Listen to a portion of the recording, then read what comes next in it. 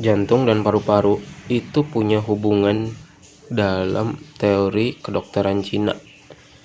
Jadi bukan jantungnya jantung, bukan paru ya paru sendiri-sendiri, tapi kedua organ ini ya saling berhubungan, punya hubungan di antara keduanya.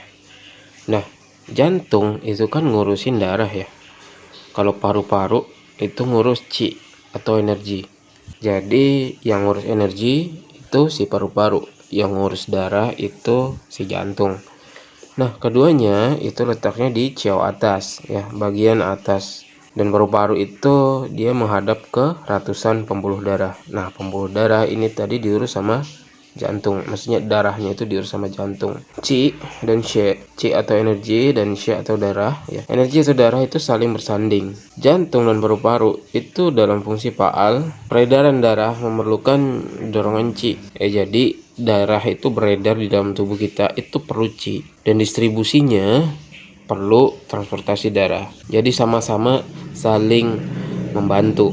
Nah, secara patologi, kalau energi paru lemah, aliran darah ikut lemah. Karena apa? Ya karena peredaran darah kan perlu Qi. Qi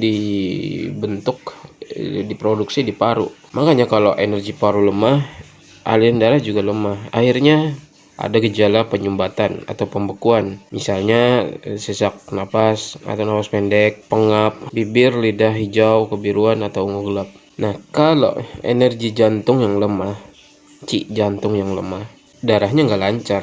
Nah, kalau darah nggak lancar, itu mempengaruhi fungsi penyebaran dan penurunan paru-paru. Jadi fungsinya si paru-paru ini kalau darah nggak lancar juga, paru-parunya juga nggak sehat. Itu bisa jadi sindrom pembekuan, penyumbatan.